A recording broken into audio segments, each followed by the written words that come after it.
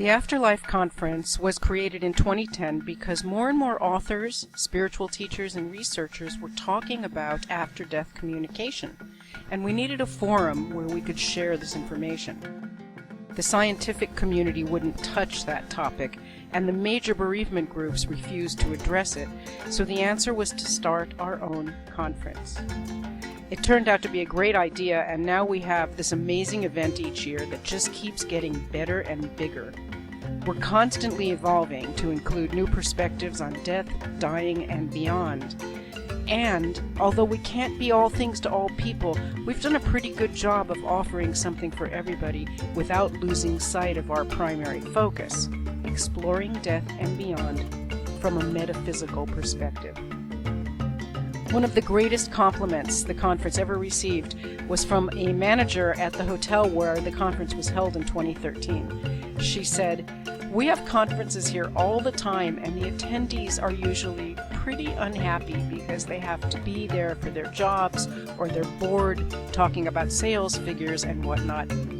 But your group is talking about death, which is supposed to be sad and heavy, yet you are the happiest bunch of people I've ever seen at a conference." Our attendees really are happy. There's so much joy here. Obviously, there's like-mindedness and camaraderie, but there's also a lot of serious healing going on. As Raymond Moody says about us, the bereaved find peace and healing. The spiritual seekers find validation for their mystical experiences, and the scientists find an eager audience for their work. That's a perfect overview of our audience. Some are mystics who want to develop their skills in out-of-body journeying or mediumship. Others are mainstream professionals who work with death and dying, such as hospice nurses, grief counselors, doctors, or chaplains. Some are just curious, eager to learn more about what happens after we die. And others come because they're struggling with grief and they're looking for a higher understanding of their losses. I like to think of ours as the flagship Afterlife Conference, not just because we started a trend, but because, to the best of my knowledge, we're the only Afterlife Conference that offers such a diverse range of content. For example, at any given moment you'll find mediums doing readings, scientists reporting on their latest afterlife research, and shamans teaching rituals and conducting ceremonies.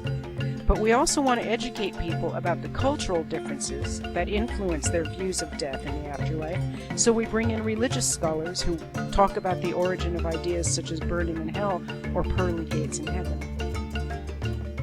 We can't be all things for all people, but we've created a community where facing death is safe, nurturing, educational, healing, and fun.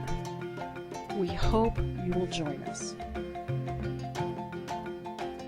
The big truth here is that this room is filled with heroes.